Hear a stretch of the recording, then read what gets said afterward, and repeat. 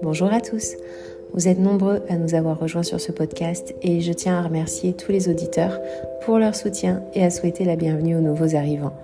Je suis Anastasia, je pratique la radiesthésie et avec mon petit pendule, j'aide à harmoniser vos habitats et propose également des soins énergétiques afin d'identifier la cause de divers déséquilibres.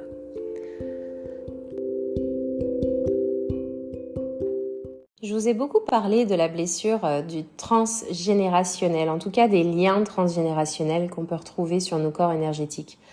Ces liens, ils reviennent très très souvent chez les consultants, surtout ceux qui consultent pour la première fois et n'ont pas souvent ou n'ont voire jamais eu recours à un soin énergétique. C'est d'ailleurs pour ça que je vous en parle aujourd'hui, c'est vraiment un des plus présents et ça prouve bien à quel point le vécu de nos parents ou de nos grands-parents, bref, leurs expériences nous sont en quelque sorte transmises et ça explique aussi pourquoi on a tendance à revivre certains schémas, pourquoi on va agir automatiquement d'une certaine manière parce que c'est ce que nos parents faisaient et ce que leurs parents faisaient et ainsi de suite. Ces formes pensées ou schémas sont souvent transmis par le générationnel et peuvent générer un certain poids chez la personne ainsi qu'un certain mal-être parfois. Donc pour savoir de quoi il s'agit, on peut avoir recours à des séances de radiesthésie, mais on peut également approfondir encore plus grâce à la psychogénéalogie. Alors la psychogénéalogie, c'est quoi ce truc ? En fait, ça part du principe que pour se connaître soi, il faut aussi connaître sa descendance, car le vécu de nos ancêtres, les expériences qu'ils ont vécues en société, comme des guerres, des batailles, ou même sur le plan personnel, que ce soit des divorces, des incestes, des viols, bref, ça a provoqué des traumatismes qui ont été transmis inconsciemment et génétiquement, voire jusqu'à 7 générations. Donc faites le calcul, ça veut dire qu'on peut porter des liens de nos arrière grands-parents. Vous allez me dire, mais c'est quoi ce délire ? J'ai assez de galères dans ma vie pour porter celles des autres. Bah ouais, mais ces galères, en fait, il faut se dire que elles sont peut-être aussi provoquées par ces liens et ces schémas qu'on reproduit inconsciemment, que certains blocages peuvent être aussi à l'origine de peurs qui ne nous appartiennent pas. On peut se débarrasser d'une bonne partie d'entre elles et arriver à les identifier avec la radiesthésie, ce qui est vraiment génial. On peut aussi, si on le souhaite, aller plus en profondeur dans la compréhension de son arbre généalogique. C'est en tout cas ce que j'ai découvert en suivant une formation en psychogénéalogie afin de comprendre mon arbre, mais aussi de pouvoir accompagner des consultants qui le souhaiteraient dans leur recherche.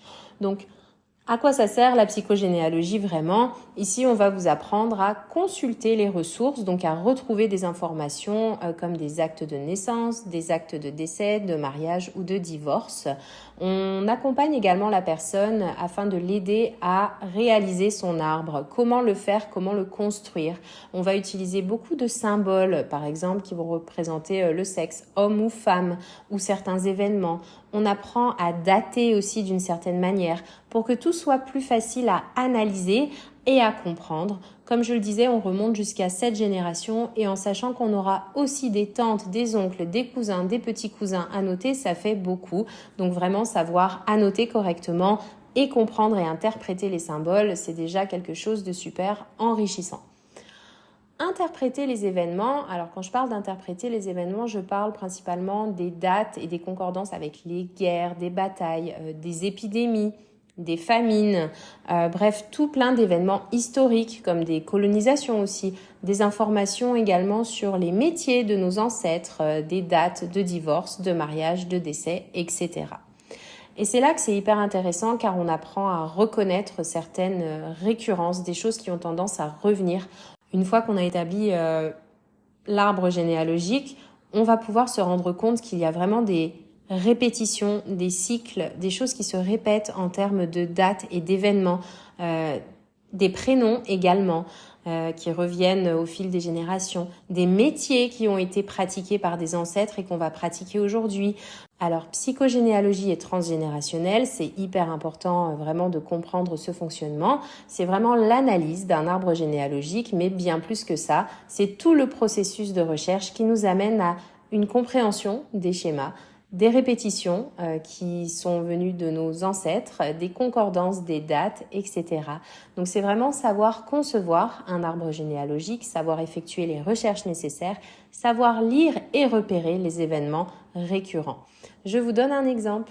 Une date qui revient souvent lors d'un événement important. Par exemple, une tante s'est mariée un 11 avril. Un grand-père est décédé un 11 avril. Un cousin a divorcé, par exemple, un 11 avril. Alors en psychogénéalogie, on parle souvent des événements majeurs qui ont été vécus par l'ensemble de la société, de l'époque, et on peut également retrouver des informations plus personnelles selon les recherches qu'on va effectuer. On peut également identifier les liens transgénérationnels grâce à la radiesthésie. C'est souvent l'étape de recherche des pollutions sur les corps subtils qu'on va retrouver. Mais si une personne souhaite vraiment réaliser son arbre généalogique afin d'effectuer un travail plus en profondeur, c'est à ce moment-là qu'il faudra avoir un accompagnement en psychogénéalogie afin de pouvoir le réaliser dans les étapes que je viens de vous mentionner. Voilà, je vous laisse maintenant avec l'extrait d'une interview de Yannick Semet qu'on a effectuée il y a quelques mois, dans laquelle elle nous parle plus en détail de ce qu'est le génogramme qu'on aborde beaucoup également en psychogénéalogie. Je vous souhaite une bonne écoute et à bientôt.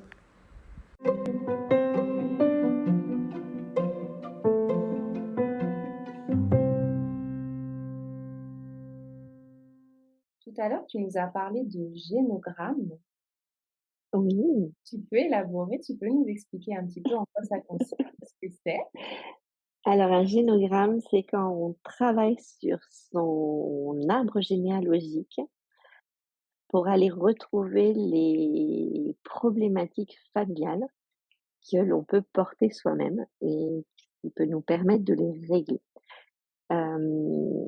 Tu des familles où malheureusement il y a beaucoup de viols, beaucoup d'inceste, beaucoup tout ça et quand on cherche un peu, on s'aperçoit que en remontant, dans l'arbre généalogique, c'est des choses qu'on voit arriver il y a 2, 3, 4, 5, 6 générations et tu vois, en ce moment, j'ai une famille comme ça où, il y a ce genre de choses et j'ai la chance de travailler à la fois avec, la maman qui est une dame d'un âge et la jeune femme qui a 40 ans et c'est quelque chose que je fais travailler à la maman de manière à pouvoir libérer ses petits-enfants et faire en sorte qu'on ne reproduise pas encore, ce générationnel.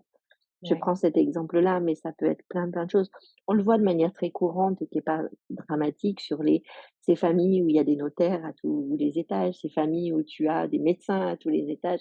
Mais si les professions passent, les traumas passent. Et en fait, on s'aperçoit qu'il y a beaucoup de maladies qui passent comme ça, génétiquement, mais aussi émotionnellement, comme des cancers, comme, des dépressions, comme les dépressions sont souvent générationnelles et en fait, souvent, on doit aller chercher plus loin et le génogramme va permettre de faire un support, pour travailler nos lettres symboliques et aller voir plus en détail et de manière plus approfondie ce qu'on doit, rendre ou pas. Mmh. D'accord.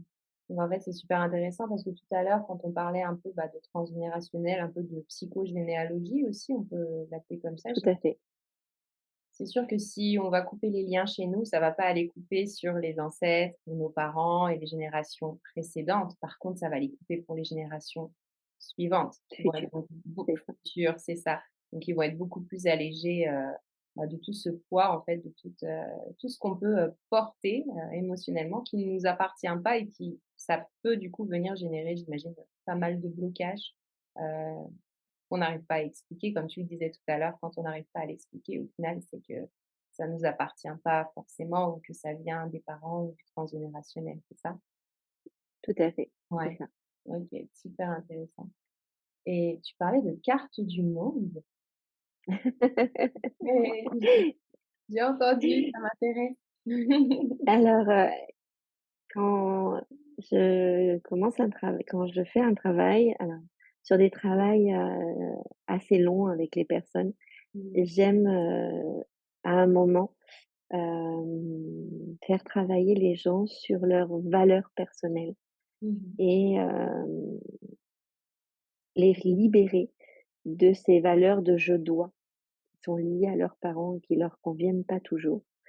Donc j'arrive à un moment à les faire travailler, sur les valeurs de leurs parents qu'ils subissent, celles qu'ils aiment et on fait la liste des valeurs de papa, les valeurs de maman, ce que j'aime pas, ce que j'ai envie de transmettre, ce que j'ai pas envie de transmettre, ce que j'ai envie de vivre, ce que je subis, tout ça, pour en final arriver à ce que j'appelle moi ma carte du monde personnelle, c'est-à-dire mes propres valeurs, ce que j'ai moi envie d'être, ce que j'ai moi envie de dégager aux autres, ce que j'ai envie de transmettre à mes enfants si j'ai des enfants, pour être soi-même et pas encore une fois dans cette idée générationnelle, juste le faire valoir de mes parents sans comprendre pourquoi, heu, je le fais. On peut tout à fait garder les valeurs de ses parents parce qu'on peut les aimer, on peut, les apprécier, on peut les trouver bonnes, comme on peut les subir et être, coincé, étouffé par ces valeurs-là et du coup de faire ce travail, ça libère et ce petit objet qu'on crée avec, des choses, toutes bêtes, hein, une tasse de thé, une tongue, je repense à des patientes qui ont pris ça. C'est des choses qui vont vous rappeler ces valeurs profondes au quotidien sur un bracelet, sur un médaillon, sur un coussin et qui vont vous faire en sorte que vous oublierez jamais ce que vous êtes vous et que vous vous laisserez jamais retomber dans ces mécanismes, parentaux, de transmission transgénérationnelle.